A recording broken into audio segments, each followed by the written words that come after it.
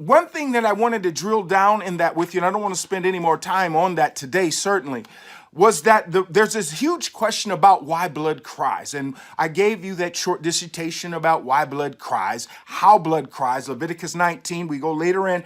What we understand is that there's life in the blood. And this is why we talk, these sacrifices are a sweet smelling savor to God. It's not that burnt up flesh is a sweet smelling savor necessarily. It's that the life in the blood is the sweet smelling savor to God. So when we talk about that, there's life in the blood. That's how Abel's blood was able to cry to God from the ground. And when we fast forward to the New Testament, Jesus being that once and for all sacrifice for the entire world, we know that he was sinless, so his blood was sinless as well. And I told you that also, even 2 lessons before that, is saints, what we focus on Jesus spilling his blood on the cross, and that's all awesome and great and all of that, and we focus on Jesus's words. Father, forgive them, for they know not what they do. Eli, Eli, and then in the ministry work he did on the cross. But there's something much more fundamental with respect to the blood. I'm still on topic here, that cries to God.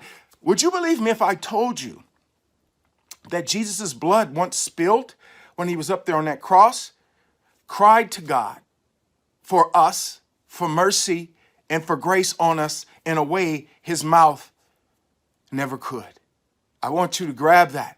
Jesus's blood wasn't just draining down out his body, it's covering us. Oh God, it just covered us. No. Jesus's blood, the bigger picture is that Jesus's blood actually pleaded for us. And so when we're covered in Jesus's blood, remember I told you it's not the liquid, it's the life in the liquid.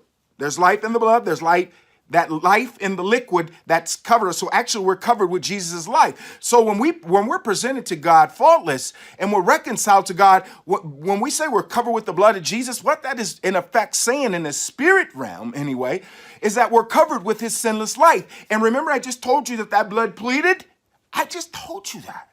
I just told you that blood was pleading, and what God sees when he sees his son's life covering us is a plea for grace and mercy. How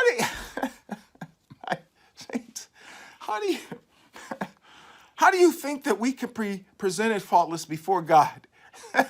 Yes, Jesus' blood. Yes, but he recovered in his sinless life. His life pleaded on that cross for grace and mercy in a way his mouth never could. And not only that, when we stand before God, his blood is covering us. Do you know it's covering us? His life is the one really covering us. And what God sees is a life pleading, his son's life that he gave, pleading for mercy and grace. My goodness, that's intense, man. That is intense. So I just wanted to give that to you so you could really understand that I'm having one of those sweet as honey moments because that was quite a revelation to your dear servant.